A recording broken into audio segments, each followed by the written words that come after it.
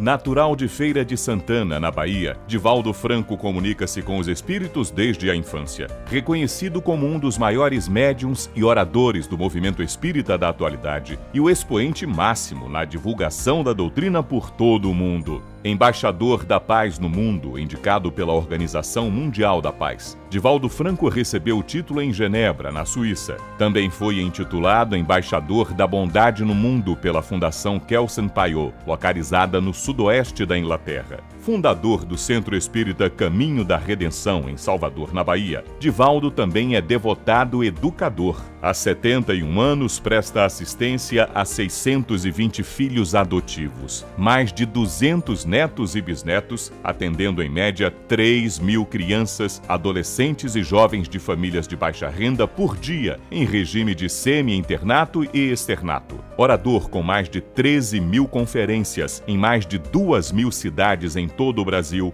e em 64 países dos 5 continentes, Divaldo Franco já concedeu mais de 1.500 entrevistas para rádios e televisões no Brasil e no exterior. Como médium, publicou mais de 250 livros, com mais de 8 milhões de exemplares, onde se apresentam 211 autores espirituais. Muitos ocupam lugar de destaque na literatura, no pensamento e religiosidade universal. Ao todo, 18 livros foram escritos por outros autores sobre a vida e obra de Divaldo Franco. Desse total, 92 versões foram escritas em 16 idiomas. O médium recebe mensagens de diversos espíritos, entre eles Joana de Ângeles, sua orientadora espiritual, escrevendo num estilo agradável, com palavras repassadas de profunda sabedoria e infinito amor, consolando as pessoas e oferecendo diretriz espiritual às suas vidas. Em 1964, sob orientação de Joana, Divaldo selecionou várias mensagens que estão no livro Messe de Amor, que se tornou a primeira obra da sua lavra mediúnica.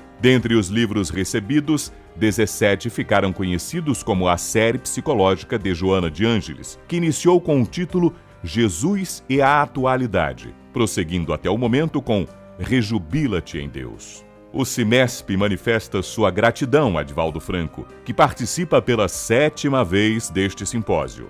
É com imensa alegria em nossos corações que o recebemos para abordar o tema central, a importância do pensamento espírita para a evolução da humanidade. E agora, para todos nós, Divaldo Pereira Franco.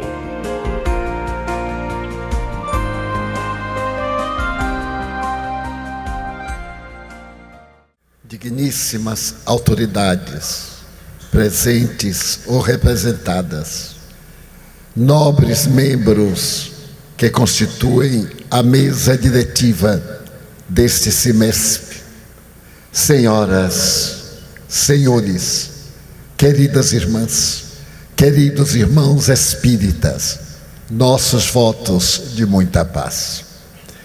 Quebrando o protocolo, peço desculpas por me encontrar com uma problemática que os médicos recomendaram permanecer quanto possível sentado. Uma problemática de hérnias de disco. Fiquei muito feliz, porque a partir de então me tornei colunável. E espero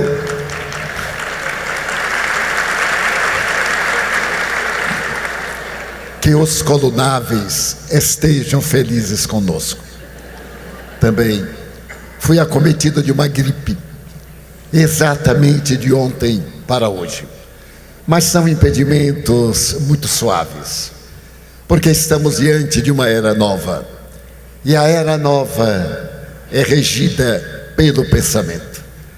Em uma análise profunda e suave, paradoxalmente, o notável psiquiatra Mirei Lopes escreveu no século passado que o pensamento é a base da vida.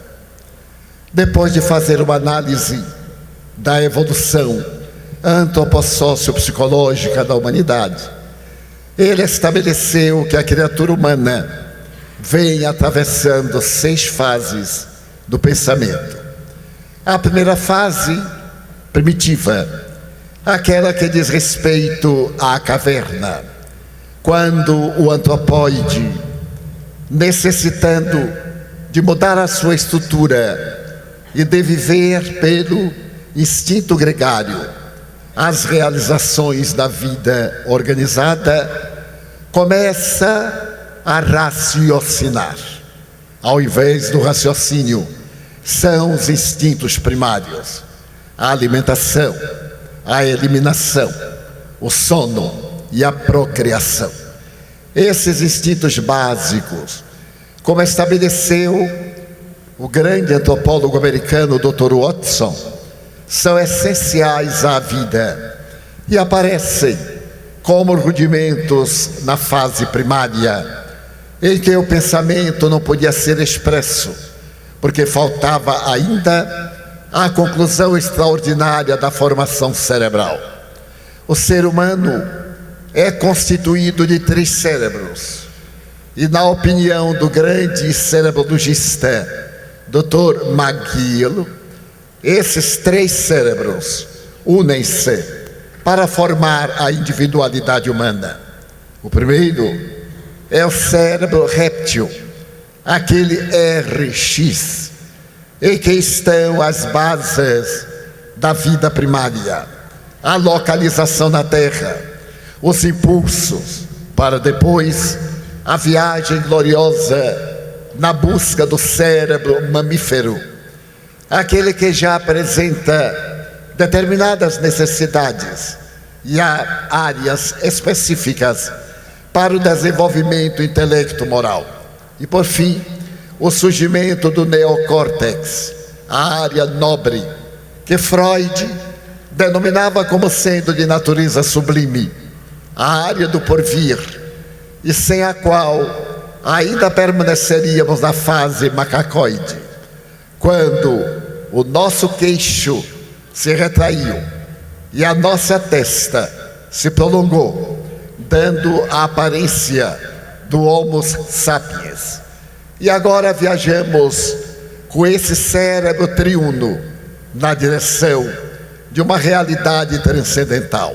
É natural que o pensamento primitivo seja apenas uma manifestação de instintos, de manifestações automáticas que nós vamos encontrar nos reinos da natureza animal e hominal.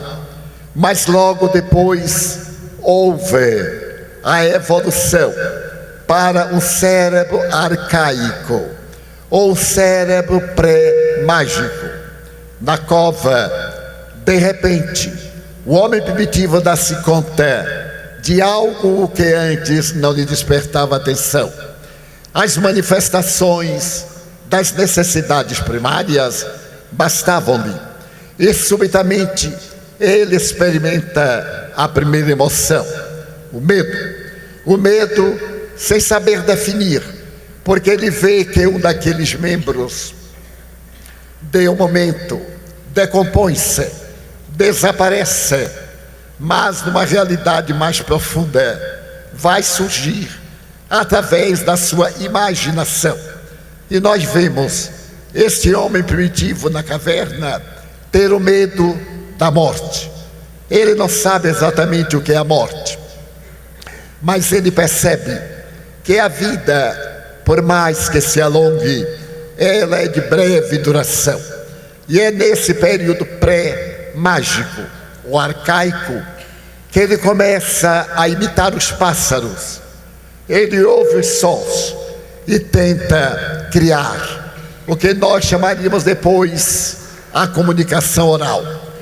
E de repente o pensamento se torna de natureza mais avançada, pensamento mágico, quando ele começa a desenhar na intimidade da caverna os registros rupestres, os desenhos que retratam aquele período da evolução, em que as manifestações da vida já têm um sentido. Ele não apenas tem medo, mas ele também tem ira, a necessidade de matar para impedir de ser morto. Nesse momento surgiram as duas emoções. As emoções primárias é um período mágico. Não se tem ideia porque a inteligência ainda não está desenvolvida. E é nesse período que vai surgir, com o fenômeno mágico, que é o terceiro período da própria realidade do pensamento, a compreensão da aglutinação, para poder vencer as feras, para poder defender o clã, para poder compreender a vida. E ele passa para o pensamento de natureza egocêntrica. Ele acredita que é a base do universo, que existe o Sol, porque ele existe. É nesse período que nós vamos encontrar a mitologia. Esse homem compreende que a vida não está adstrita exclusivamente à matéria. A morte é um fenômeno que não destrói a vida. E nós vamos encontrar nas cavernas de Feldofer, na África, na Lagoa Santa, em Minas Gerais, nas grandes grutas da França, a presença da primeira adoração do homem primitivo, o conceito de uma deidade superior, a necessidade de respeitar essa deidade, o trabalho de modificação, de proteção, a ideia da infância, de proteger nos primeiros meses, para depois ele atingir o pensamento lógico. Esse pensamento lógico que ele vai ter no período palafita, quando se defende das agressões na intimidade dos pântanos, como aqui no Recife, nos Afogados, em que ele tem uma visão de natureza 360 graus.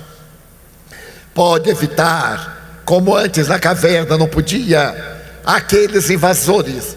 E então começa a desenvolver agora o pensamento lógico. Todo efeito provém de uma causa. Essa causa há de ser buscada.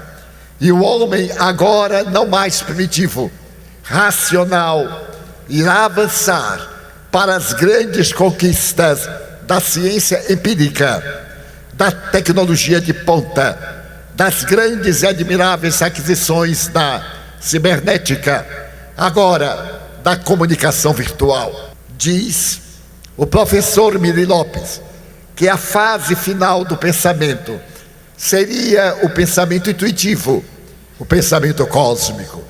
Esse pensamento de que nos fala da ciência espírita, essa comunicação transverbal, essa comunicação que não necessita de símbolos, a transmissão do pensamento em um admirável fenômeno de natureza anímica, para poder viver em plenitude, para podermos encontrar a lógica do existir, que a ciência espírita veio trazer através do pensamento de 6 fatores essenciais: a crença em Deus, a crença na imortalidade da alma, a crença na comunicabilidade dos espíritos, a crença na reencarnação, a crença na pluralidade dos mundos habitados, a crença do Evangelho de Jesus, o mais notável código de que a humanidade tem conhecimento, desde a primeira legislação apresentada nas culturas do Oriente, através da lei de tal e qual, a lei de Italião, a doutrina de Hammurabi, os seus códigos na estela de pedra que hoje se encontra no Museu de História Natural de Londres, para podermos chegar à lei do amor apresentada por Jesus como sendo a lei universal do comportamento humano. As doutrinas religiosas que se derivaram do cristianismo ou que o precederam desconheciam essa lei extraordinária. Vitorioso era aquele que matava, herói era aquele que deixava o campo juncado de cadáveres, triunfador era aquele que podia subir ao pódio e apresentar as conquistas, mas depois da presença suave de Jesus, o homem que dividiu a história, cuja vida é uma verdadeira sinfonia de bênçãos, sinfonia inacabada, que uma montanha qualquer levantou-se e prescreveu o código das bem-aventuranças. Esta sinfonia mágica que a humanidade jamais poderá ultrapassar, e que aproximadamente 12 séculos depois, o poeta de Assis, aquele doce cantor, Il Trovatore de Dio, irá falar sobre a canção de todas as criaturas, mas ainda parece repercutir na acústica de nossa alma a suave, doce canção de Jesus a respeito do amor. Bem-aventurado não é aquele que triunfa no mundo, é aquele que vence o mundo das suas paixões. Herói não é aquele que vence os outros, que submete. Herói é aquele que vence as suas más inclinações. Expressão cunhada por Allan Kardec. Verdadeiramente pobre não é o que tem ausência de valores. Às vezes o indivíduo tem muitas moedas, tem muitas notas fiduciárias, tem grande aquisição exterior e é rico também de presunção, de misérias morais. Quando aquele pobre da vida negativa, aquele pobre dos enredos materiais e rico de amor, ganha o reino dos céus. Quando Jesus cantou naquela tarde inolvidável o Sermão da Montanha, conforme narrado por Mateus, no capítulo 5, a terra escreveu para sempre esta notável sinfonia do amor, que dominada durante muitos séculos pela teologia, escravizou, adulterou o evangelho, modificou nossos sentimentos, para que as vozes dos céus, as estrelas que caíram sobre a terra, o Consolador que Jesus prometeu, viesse até nós falar que esse amor transcende. Esse amor não é apenas no sentido teológico, é também o amor psicológico, da autossegurança, é o amor a si mesmo, que nos dá coragem de amar o próximo, para poder amar a humanidade. É esse amor psicoterapêutico. Ele não está mais nas paredes dos templos religiosos, está na rua, procurando os invisíveis, os miseráveis de toda a denominação. Está na ternura existente entre aqueles que vadiaram o rio Estígias, na direção da imortalidade na barca de Caronte. E agora vem, na dúlcida voz da imortalidade, cantar aos ouvidos da mediunidade que a vida continua, e que o sentido da vida é, acima de tudo, amar. Asseverou com propriedade Carl Gustav Jung. A vida só tem um sentido psicológico quando a criatura ama. E Viktor Frankl, o extraordinário psiquiatra austríaco de Viena: é necessário amar para que a vida tenha um significado. Ou na doce palavra de Madre Teresa de Calcutá: amar até doer, amar até sentir as fibras do coração desdobrarem-se, partícula a partícula, pelo objeto, pelo ser humano. Não apenas aquele ser que nos desperta a libido, mas aquele ser que nos desperta a ternura, a carícia, a necessidade de respirar a sua atmosfera, a necessidade de sentir a dúlcida mensagem da sua voz, o toque, o sorriso, a esperança que nos dá a alegria de viver. O amor do Evangelho, que a doutrina espírita restaura na reencarnação.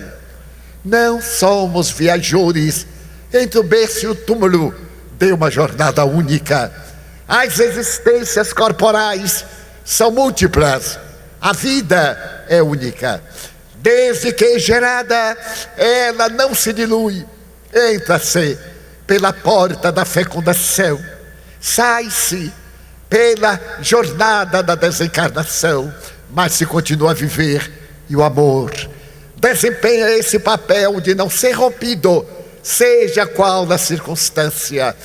E a semelhança de verdadeiras libélulas de luz, essas aves canoras da imortalidade, esses anjos da benevolência, prosseguem sussurrando volatas de ternura junto aos nossos corações, dizendo suavemente: crede, vigiai, servi. É tão rápida a existência humana. É a nona sinfonia. Beethoven une as vozes da natureza às vozes humanas para poder falar da grandeza de Deus, cuja mensagem ele não logra ouvir, porque está surdo desde a sexta sinfonia. Mas ele consegue transmitir as vozes dos céus na grande coral que fala da beleza incerta e a natureza, que fala da ternura, arrancando o indivíduo da amargura e dá um sentido existencial até à dor. No Evangelho segundo o Espiritismo, o Espírito amigo diz: a dor é o prêmio que Deus oferece aos seus eleitos, porque por meio da dor apatética do sofrimento, a criatura consegue os alcantis alvinitantes da imortalidade em triunfo. Então, o pensamento espírita, nesse momento, candidata-se a ser o ideal da humanidade para o futuro.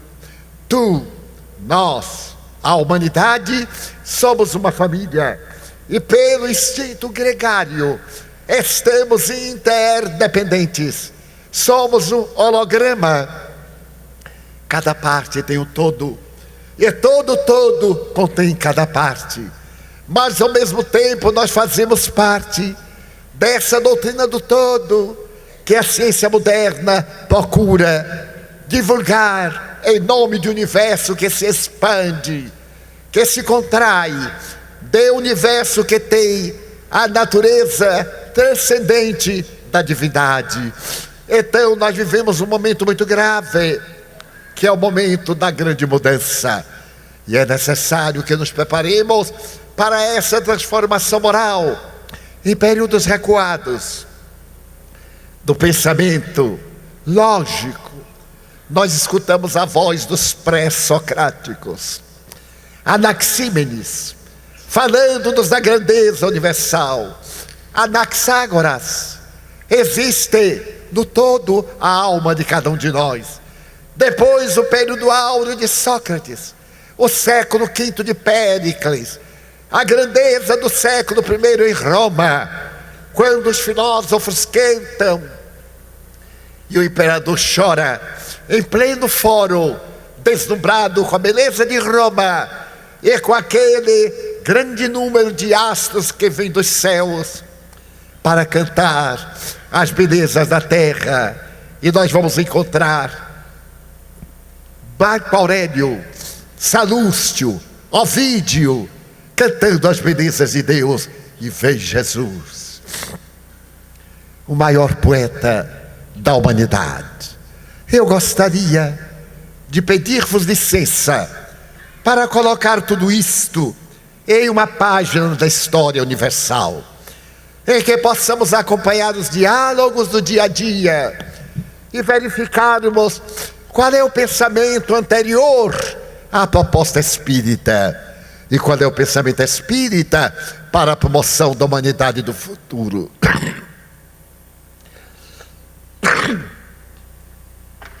Diariamente,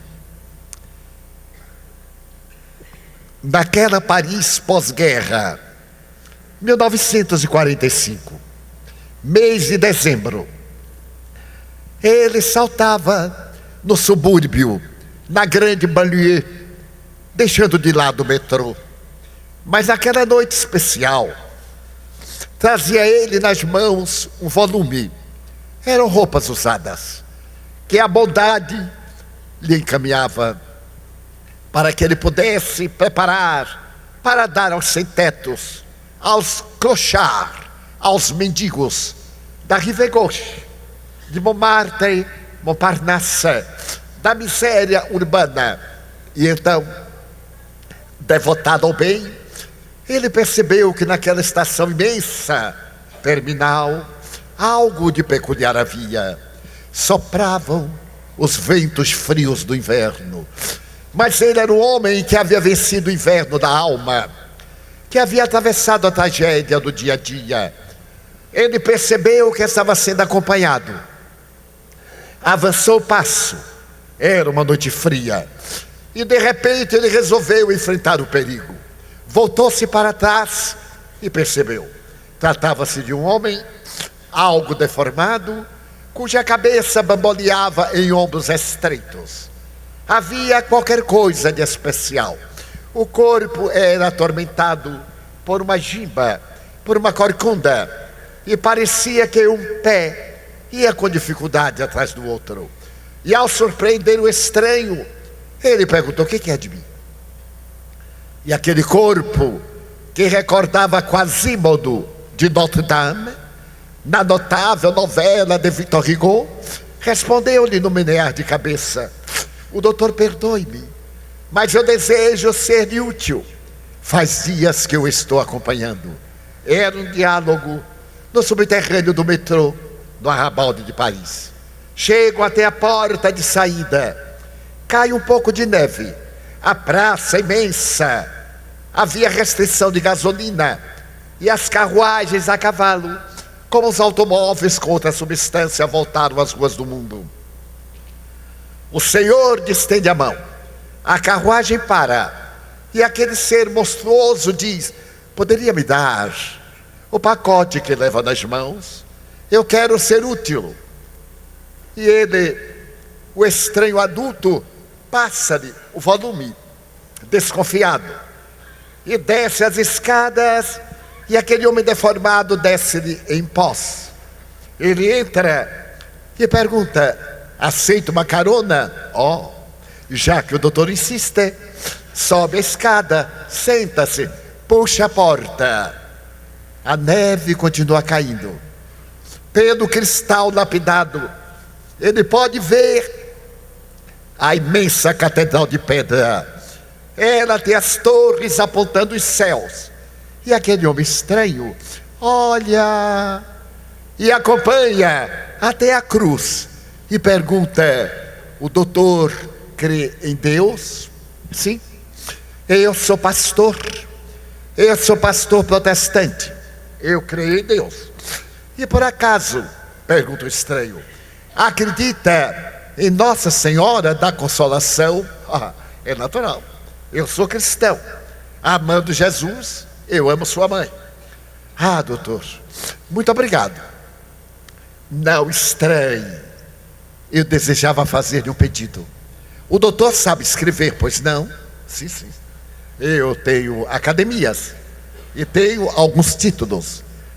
Doutor, eu necessito de mandar uma carta a Nossa Senhora da Consolação. É dezembro, é o mês de Natal. A carruagem atravessa as ruas mortas do subúrbio e para a porta de residência do cavalheiro parisiense. E diz: como é seu nome? Ugolin. Ugolin é meu nome. Eu tenho que saltar aqui, Ugolin. Muito obrigado por carregar meu embrulho. Qual é o seu endereço? Doutor, eu moro aqui perto, na rua do Bebedouro Velho, número 14, segundo andar, porta 14. Pois não, Ugolin? Eu mandarei levá-lo até lá. Não, doutor, a não ser que você queira tomar um chá, um café quente. Aceita? Muito obrigado. Já que o doutor insiste. E ele salta e vem claudicando, acompanhando o doutor, que mora numa casa que tem um sótão e que tem um térreo, um porão. Entram pelo porão. E então o estranho contempla o Ugolin. Acende a lareira. O Ugolin se aquece. E ele pergunta: Ugolin, aceitaria por acaso um pouco de leite quente e um pedaço de pão com queijo? Doutor, o senhor parece uma fada, porque adivinha, eu não estou com fome, mas apenas há 3 dias que eu não como. Mas já que os doutores insistem, então aqueci a lareira, preparei o leite, dei-lhe uma boa parte de uma baguete, coloquei queijo, subi ao primeiro piso e disse: volto já, me desculpe, vou buscar o cachimbo, tenho o mau hábito de fumar. Então, doutor, pode ficar à vontade na sua casa. Eu então subi, colocamos na primeira pessoa, e ao descer, o monstro estava olhando para o alimento. Eu disse: mulher, não come? Não, doutor. Eu sou educado, eu sou feio, mas eu sou educado. Eu estou esperando o doutor para que me acompanhe. Ora, mulher, eu já ceei em Paris, pode comer. E ele comeu com voracidade. Comeu, devorou aquilo tão rápido, que somente por gentileza eu perguntei: aceitaria uma outra ração? Ah, doutor, o senhor insiste tanto que eu não posso negar. E eu coloquei a segunda ração. Então ele comeu, e eu perguntei somente para tentá-lo: aceitaria mais um pedacinho? Doutor, é o seguinte, eu poderia comer de véspera, porque é provável que amanhã eu não ache. Então, se o doutor insiste tanto, eu aceito. Eu disse: não, mulher, amanhã nós nos encontraremos e eu lhe darei uma outra ração. Promete? Sim, mulher, eu sou um homem religioso. Ah, doutor, muito obrigado. E novamente se aproximou da lareira e fez uma pergunta. Eu sei que o doutor tem um gramofone e coloca discos, eu sei. Eu gostaria de pedir para que o doutor colocasse no gramofone, na vitrola, aquela música Nas Asas de uma Canção, de Mendelssohn. O Goulart, como você sabe, eu tenho essa música, é claro, e eu costumo colocá-la todas as noites. Eu sei, doutor, eu moro na Rua do Bebedouro Velho, como eu lhe disse, e ali é um bairro italiano. E o senhor sabe como são os italianos, as mulheres estão sempre grávidas, e quando elas me veem: sai daqui, monstro, para que meu filho não nasça deformado como tu. E eu sou escorraçado, eu não sou um clochard, um mendigo, eu trabalho para viver. Por exemplo, eu carreguei o seu fardo para o senhor me recompensar. Então eu fui útil, o doutor me é útil. Eu não lhe devo nada, o doutor não me deve nada. Estamos em cota. Assim eu pago meu aluguel. Deito-me muito tarde, levanto-me muito cedo. Sempre tem uma grávida, e ali às vezes eu tenho que sair. E agora com o inverno, eu saí no começo da semana e passei aqui pela porta do doutor. Então eu escutei uma música que saía filtrada pela persiana da janela. E então a música aqueceu o meu coração. Eu fiquei andando de um lado para o outro no passeio. E a música. Então mais tarde eu fui a Paris. Cheguei a uma casa de música e perguntei a uma vendeusa: você pode me dizer que música é esta? E comecei a trautear uma canção. Ela me olhou e disse: é um monstro com alma de poeta. Trata-se de Nas Asas de uma Canção. Esta é uma música clássica que foi escrita por Mendelssohn.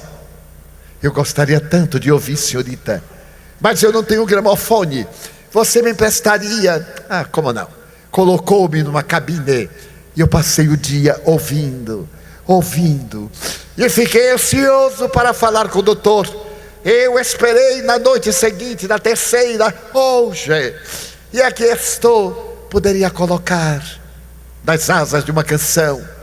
E eu coloquei a música da minha alma. Aquela música de Mendelssohn falava-me de saudade e de ternura. Ele se dobrou sobre a lareira, ouviu e de repente correu.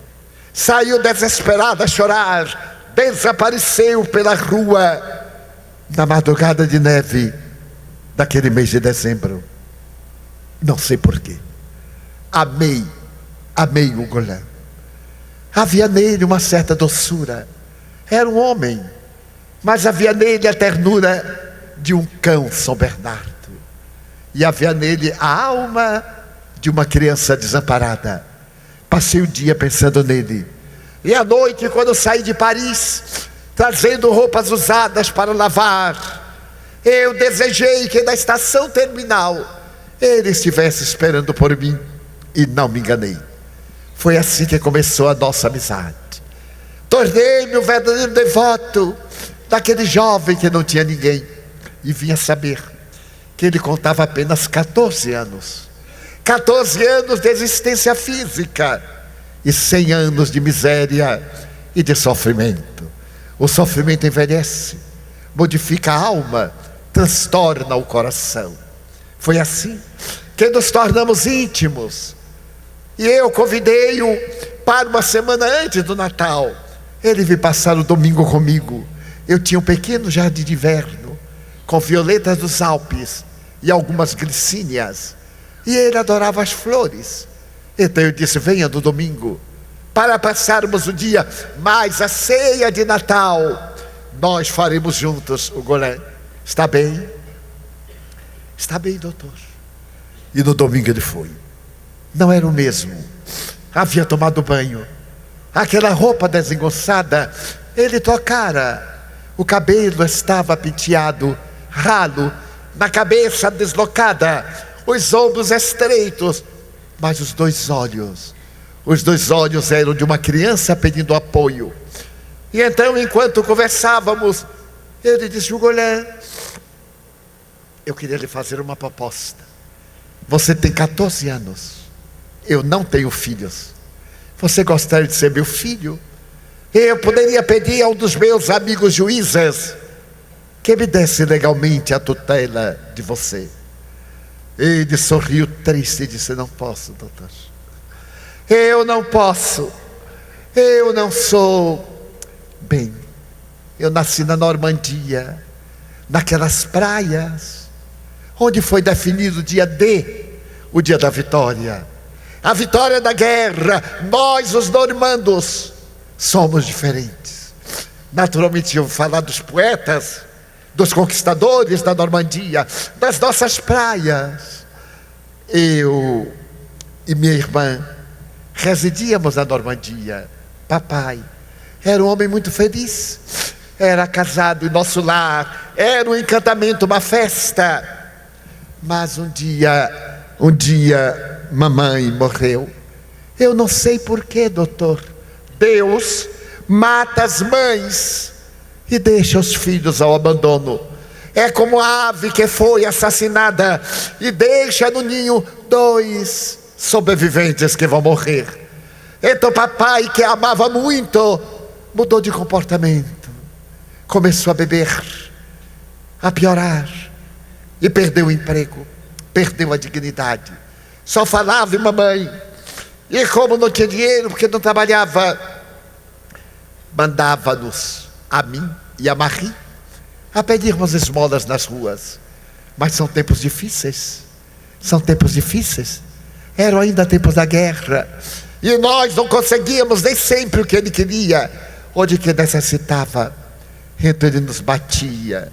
Aquele homem bom nos maltratava. E um dia que eu não consegui nada, ele me atirou contra a parede. Eu bati na esquina da lareira e fiquei assim. Escutei um estalido nas costas.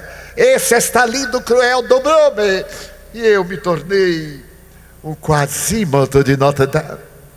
Então eu comecei a claudicar da perna direita. A claudicar, doutor. Era assim. E fui para o hospital, para uma santa casa. Desta santa casa, donde a misericórdia de Deus fugiu envergonhada, eu fui colocado ali e abandonado. Então Marie, que é mais jovem do que eu e é linda, ela tem o cabelo negro como as asas da graúna, ela se aproximou de mim e disse: vamos fugir, vamos para Paris, porque ele, nosso pai, vai nos matar. Ele está louco, Golé. Vamos fugir. E então, numa terça-feira, pegamos um trem de gado e saltamos na Estação de Leste. e fomos dormir à sombra de uma ponte do rio Sena, como outros miseráveis. Então, a umidade, a situação piorou-me desesperadamente, doutor. E eu fui internado. Nesse momento, Marie conseguiu um emprego na Place Vendôme, a praça dos joalheiros. Marie era linda. E então ela começou a pagar aquela clínica de ortopedia, traumatologia. E eu comecei a ser tratado bem. Colocaram em mim, algo como se fosse uma proteção de ferro. E eu passei a sentir dores, retificando a coluna. E a madre generosa dizia: vai ficar bom, meu filho, vai ficar bom. Mas você já viu, doutor? Não há felicidade que dure sempre entre os miseráveis. E um dia, um sábado, Marie pagava por antecipado a semana que ia vencer. Marie entrou desgrenhada, gritando, pés descalças, o goulé. Eles vêm aí. Marie, o gendarme. Era a polícia. Então 2 monstros, vestidos de uniforme, aproximaram-se e carregaram-na. E ela gritava: sou inocente, o goulé, eu sou inocente, o goulé. E a sua voz desapareceu das arcadas da casa hospitalar. Aconteceu inesperado. Ao cair da tarde, a madre superiora veio falar comigo: o goulé, não podemos tê-lo aqui. Esta clínica suíça é uma clínica de experiências. E nós, as religiosas, trabalhamos gratuitamente para confortar os estranhos, os doentes. E eu tenho a missão desagradável de lhe dizer que Marie está presa por suspeita de roubo de uma joia. Mas é mentira, Golã. É mentira. O patrão é um velho depravado. E certamente desejou. E ela negou-se. Ele sorriu e denunciou a polícia. A polícia que nós temos é assim. Trabalha contra a prostituição e vive da prostituição. Cada meretriz paga 30% da renda da noite à polícia, 30% à casa que hospeda, 30% ao proxeneta. E por isso é o caminho da morte. Eu tenho muita pena, Golã. Perdoe-me. Você poderá ver o julgamento dela. É um julgamento ligeiro, numa corte improvisada, aqui no bairro, dentro de 2 semanas. E chorando, ela me tirou aquela defesa, deu-me um pedaço de pau, como se fosse uma bengala, e disse: perdoe-me, Golã, perdoe-me. Eu agradeci a madre Genoveve e saí claudicando, até o dia que Marie foi julgada. E eu me sentei no meio dos audientes. E o juiz era um desses homens que foram vencidos pela degradação. Ele fumava na corte e deixava que a cinza se acumulasse. Todo mundo olhava para ver a cinza do charuto cair. Era um ardil. Ele colocava o metal para distrair o público. E somente sabia bater o martelo e condenar. Então Marie apareceu. Mas não era minha irmã. Aquele pouco tempo desfigurou-a. Ela apareceu no uniforme presidiário, o cabelo longo, pálida. Sentou-se no banco dos réus. E na frente, o depravado cofiava o bigode, com o lorgnon, um óculos próprio. Ele sorria triunfante. O advogado de acusação, meretriz, ingrata, cínica, furtou uma joia. Em Place Vendôme, nós temos as melhores joalherias do mundo, à exceção de Amsterdã e de outra cidade da Holanda. Então é justo que pegue uma pena pesada. O advogado de defesa era um rapaz imberbe, não sabia dizer nada. Então o juiz cínico levantou o martelo, bateu 2 anos de prisão na conciergerie. 2 anos. Então eu gritei: meritíssimo, ela é inocente. Atirei-me no corredor e comecei: ela é inocente. O senhor sabe, esse homem, cala-te, monstro, ou do contrário, eu te mandarei também prender por desacato a esta corte. Antes me houvessem levado ao cárcere, porque eu teria morrido também na justiça homicida das criaturas humanas. E então eu fiquei pelo mundo, dormindo embaixo das pontes com os demais miseráveis. E quando chegou o dia que ela saiu de La Conciergerie, a prisão onde esteve Maria Antonieta e Luís XVI, eu roubei no Louvre algumas flores e levei para ela. E quando se abriu o imenso portão de ferro e de cobre, ela saiu. Não era minha irmã. O rosto suave estava marcado pelo ódio. Os olhos despediam chispas. Esperava uma carruagem e um desses vendedores de vidas. Então eu corri: Marie, flores. Eu não sou Marie. Marie, eu sou o Golan. Eu sei. Sou seu irmão. Não, Golan, eu não tenho irmão. Nós, os miseráveis, não temos ninguém. Nós somos natimortos. Não temos ninguém, somos os miseráveis da sociedade. Eu fui presa por um crime que não cometi. A sociedade não aceita uma jovem bela e digna. Terá a meretriz baixa. E só esse para se vingar. Marie, e mamãe Marie, morreu. Deus, que não existe, levou-a e nos deixou abandono. Doutor, por que Deus faz assim? Nos abandona, tão inexperientes. O Golan chorava. A carruagem partiu e eu fui atrás. Não podia acompanhar.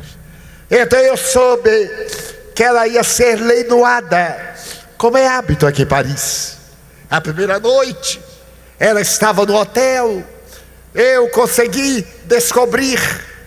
E na primeira noite, eu mandei dizer a ela que eu estava ali na rua, que ela aparecesse. E ela apareceu. Era uma noite de luar. Ela apareceu na sacada, com deshabillé transparente. Eu estava lá. E aí eu gritei: Marie. Ela disse: fuja, fuja. O Golan, fuja. Marie morreu no cárcere. Foi assim. Ela ficou pouco tempo no hotel de luxo. Depois mudou para uma pensão. Depois para um prostíbulo. Depois, não tem depois, doutor, porque o vício é como um poço que não tem fundo. É como uma escada que não tem último degrau. Ela agora mora na Rue de Fleurs. Então ela doutor, é o último degrau da prostituição parisiense. Ela está morrendo, doutor. E eu não poderei abandoná-la. O Golan, eu também. Quantos anos tem Marie? Ora, doutor, ela deve ter 16 anos. Então, eu poderei também torná-la minha filha. Eu não tenho ninguém. Eu era pastor da Alemanha, depois na Holanda. E quando estourou a guerra, eu tive que fugir com minha família, porque somos judeus. Fugi para a Inglaterra. E na Inglaterra, quando meu filho completou 18 anos, Sua Majestade, o rei Jorge V, convocou para o exército. E meu filho partiu.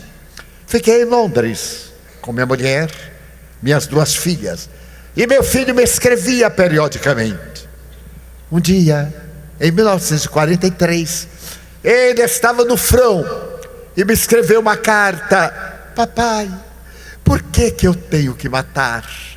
Você me ensinou a salvar vidas, mas eu estou aqui na fronteira da linha Maginot. Do outro lado estão colegas meus da Universidade de Londres, de Oxford, que o psicopata disse que eram meus inimigos. Eu tenho que os matar, porque se eu não os matar, eles me matam. Papai, eu tenho medo. Papai, eu estou orando, Pai Nosso, que estás nos céus. A carta não terminou. Uma bomba caiu perto dele e um petardo arrebentou-lhe o crânio e meu filho morreu. A carta ainda estava com pedaços do cérebro. Sua Majestade mandou-me os pertences de meu filho. Mandou-me o seu adereço, a sua medalha e a carta que ele estava escrevendo para mim. E no telegrama dizia: muito obrigado. Seu filho deu a vida pela liberdade democrática do mundo. É pouco, é muito pouco para um pai que teve o filho assassinado na guerra. E eu resignei. Mudei-me de Londres para o interior.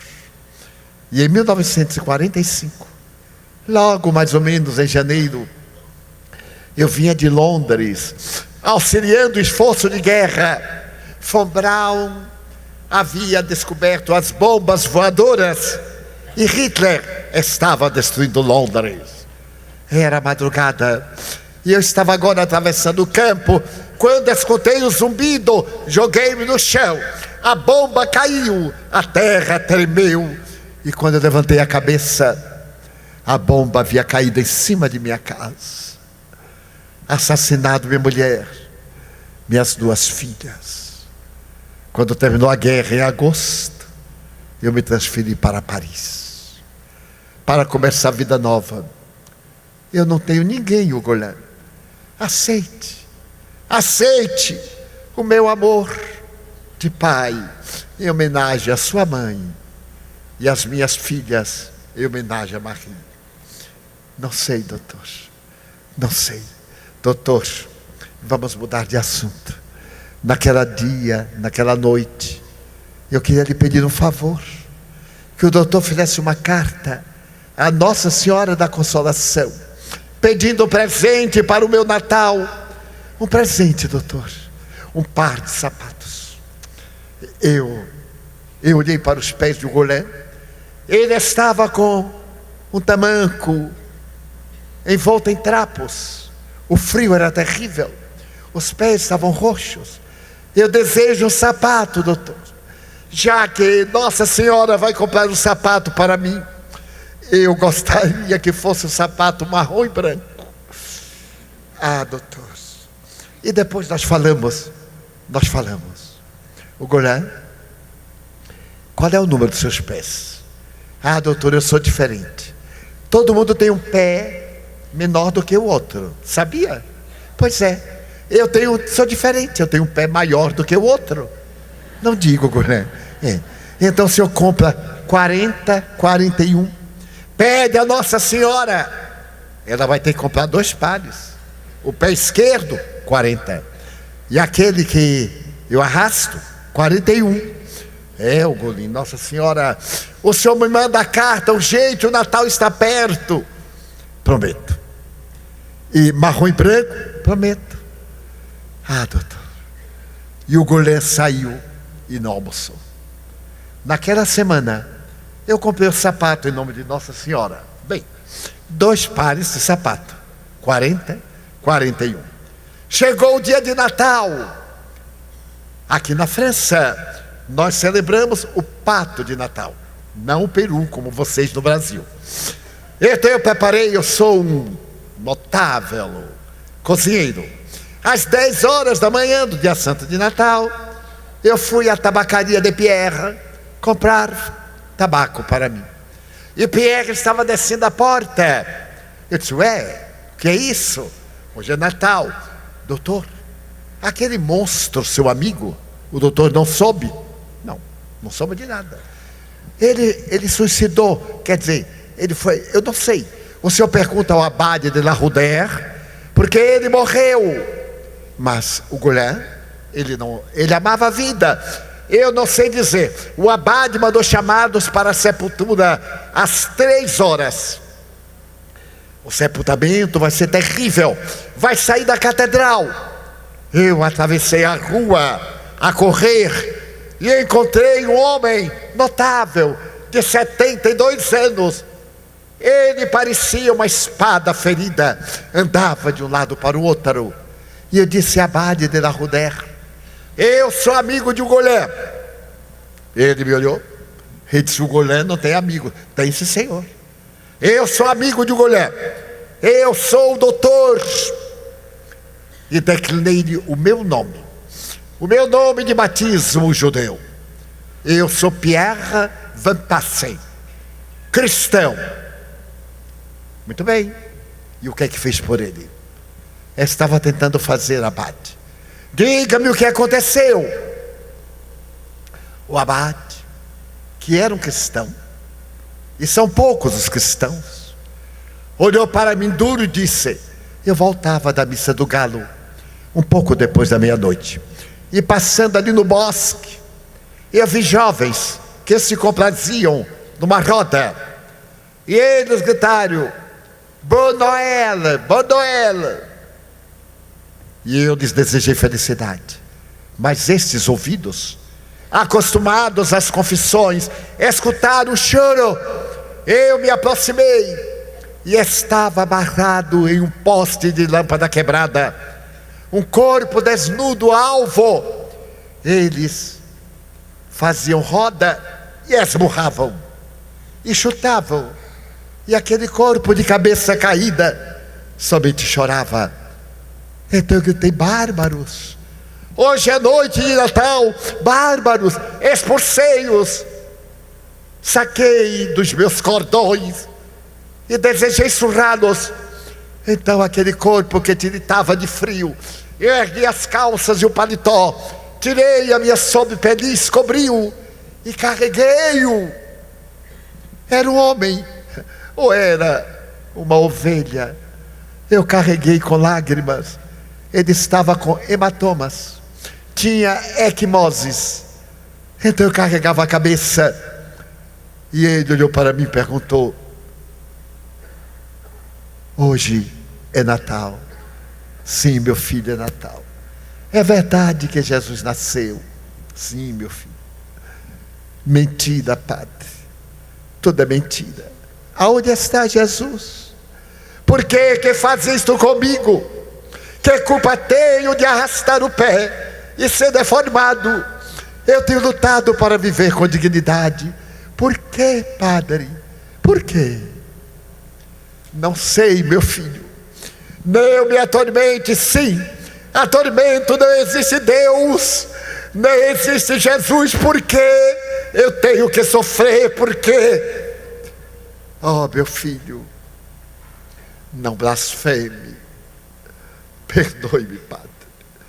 Chegamos aqui à sacristia, e naquele divã eu preparei uma cama e disse, descanse, meu filho. Lavei-o, retirei o sangue coagulado na testa, na face, do peito. Disse, deite o Goulin. Amanhã, no ato da missa, eu virei às 7 horas. Ele me olhou de uma maneira indefinível, que eu nunca vou esquecer. Balançou a cabeça e não disse uma palavra. No dia seguinte, quando eu cheguei, ou na mesma madrugada, a cama estava intocada. Ele não estava lá. Eu estava celebrando a missa, e quando ergui o hostiário, duas crianças entraram correndo. Abade de la Rudère, ali nas águas do Sena tem um cadáver. Corri, deixei Nosso Senhor e corri. Era ele. Ele suportou toda a miséria, mas não a humilhação. Ele suicidou-se. Ele foi assassinado por aqueles jovens corruptos. Ele não aguentou. Esta é a filosofia da sociedade. É o pensamento egoísta, existencialista. É a filosofia do eu. Mas espere às 3 horas. Eu coloquei-o bem no centro da igreja. Mandei buscar uma essa, um caixão branco, alvo, puro, para sepultá-lo. Mas não é tudo. Quando estávamos revistando-o, eu encontrei uma fotografia meio desmaiada, um endereço, e falava que era irmã. O nome dele era Ugolin. Então eu chamei a polícia e mandei a Saint-Michel. É um lupanar da pior categoria. O policial foi avisar a uma jovem meretriz de nome Marie. Subiu a escadaria e quando bateu a porta, ela estava se preparando para o comércio. O cabelo besuntado de óleo, seminua. Então o soldado disse: Madame, o abade de la Rudère manda informar que um homem de nome Ugolin. E ela pareceu louca. Que fizeram com ele? Calma, senhora, calma. Madame, o abade de la Rudère pede para as 3 horas, madame, comparecer à paróquia, porque o Ugolin, ele morreu. Ele suicidou-se. Ela disse: é mentira. E a semelhança de uma fera ferida, empurrou o soldado porta fora, começou a gritar, e o soldado escutou o estampido de um revólver. Voltou, ela estava tombada no chão com uma bala no crânio. Eu mandei buscá-la, e coloquei ao lado de seu irmão. Venha às 3 horas. A igreja não aceita o suicídio, mas eles são suicidados pela nossa indiferença. Eu fiquei estatelado, sentei-me, e às 3 horas a igreja estava referta. O abade de la Rudère subiu o púlpito, o coro começou a entoar o Salmo 114. Ó Israel, é o Salmo do Êxodo. E quando se fez o silêncio, o abade falou: quando eu morrer e for diante de Deus, ele me perguntará: abade de la Rudère, que fizeste das ovelhas que eu te confiei? E eu direi: não sei. Abade de la Rudère, que fizeste das ovelhas que eu te confiei? Eu abaixarei a cabeça envergonhado. Mas quando pela 3ª vez ele me perguntar: abade de la Rudère, que fizeste das ovelhas que eu te confiei? Eu gritarei: não eram ovelhas, Senhor, eram lobos vestidos de ovelhas. E desceu, se aproximou da essa, pegou os 2 caixões, e a multidão acorreu para ajudar, e ele sepultou no jardim da catedral, para que aquelas 2 almas que estiveram separadas pelo destino no reino dos céus pudessem estar juntas. Essa história real, narrada por Pierre Van Passen, está com outras características numa obra best-seller do século XX, chamada Estes Dias Tumultuosos, para demonstrar o pensamento vigente hoje. Somos cristãos de Araque, cristãos de egoísmo, e Deus teve misericórdia de nós e mandou-nos a filosofia do amor, a filosofia de Jesus Cristo, o pensamento de fraternidade, para que possamos ser solidários, mas ninguém solitário, para que nos demos as mãos, para que a fraternidade legítima estabeleça uma ponte entre a terra e o céu, a navegar com aqueles que descem até nós, e conosco, que pela simbólica escada de Jacó subimos até o céu. É um momento muito grave, e é necessário que o nosso pensamento seja cristão. Comovemos-nos nas sessões mediúnicas ao atender os desventurados, os obsessores, que nós tornamos obsessores pelos nossos maus atos. É necessário que na rua, no lar, no clube, no trabalho, estejamos em sessão mediúnica de solidariedade. Necessário restabelecer o amor de Jesus dentro de nós. Necessário trazer o pensamento cósmico deste homem que no auge, ó Senhor, perdoa-os, pois que eles não sabem o que fazem. A noite das aflições é grande. Todos nós, mínimas exceções, estamos inquietos, aturdidos, buscando.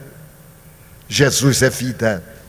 A doutrina espírita é o roteiro de segurança. Meditemos nos seus conceitos profundos. Não é um clube de fim de semana, é uma ética de comportamento, é uma vida nova. Então, todos nós, o Golans, Maris, o abade de la Rudère, o pastor, e se eles conhecessem a doutrina espírita, na hora em que o Golans perguntasse por quê, o abade lhe dissesse pela lei de reencarnação, nós colhemos o que plantamos. E aquele notável pastor lhe explicasse que as dores têm uma nascente dentro de nós. Nós somos semeadores de estrelas, mas também de urze do caminho. E é necessário ter cuidado com o trigo, para que o escarracho não destrua a plantação do pão. É necessário que nestes dias o Sinesp penetre em nós, e daqui saiamos, como disse a presidente nossa no domingo, com outra visão da terra, outra visão do amor, e a visão da doutrina espírita, de louvor, de glória, de bênçãos, para que possamos dizer: meu Deus, eu quero dizer-te que eu amo a vida, que para mim é bela e é consentida. Muito obrigado, Senhor, por tudo que me deste, por tudo que me dás. Obrigado pelo ar, pelo pão, pela paz. Muito obrigado pela beleza que os meus olhos veem no altar da natureza. Olhos que fitam o céu, a terra e o mar, que acompanham a ave ligeira que voa fagueira pelo céu de anil e se detém na terra verde, salpicada de flores em tonalidades mil. Muito obrigado, Senhor, porque eu posso ver meu amor. Mas diante da minha visão, eu detecto os cegos que se debatem na escuridão, que andam na solidão, que choram na multidão. Por eles eu oro e te imploro com miseração, porque eu sei que depois desta vida, na outra lida, eles também enxergarão. Muito obrigado, Senhor, pelos ouvidos meus, que me foram dados por Deus, ouvidos que ouvem o tamborilar da chuva no terreiro, a melodia do vento nos ramos do ormeiro, as lágrimas que vertem os olhos do mundo inteiro.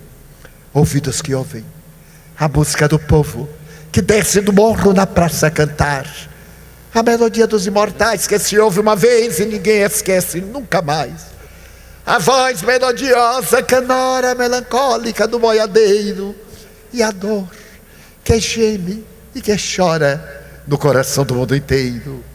Pela minha faculdade de ouvir, pelos surdos eu te quero pedir, porque eu sei que depois desta prova da vida nova, eles voltarão a ouvir. Muito obrigado, Senhor, pela minha voz, pela sua voz, pela voz que canta, que alfabetiza, que ilumina, que legisla, que trauteia uma canção, que o teu nome murmura com dulce da emoção. Diante da minha melodia, eu quero cantar a música e a sinfonia, mas na impossibilidade eu vejo na terra aqueles que não podem falar, vítimas da afasia, que não cantam de noite, que não falam de dia. Oro por eles, porque eu sei que depois desta lida, na outra vida, eles também cantarão.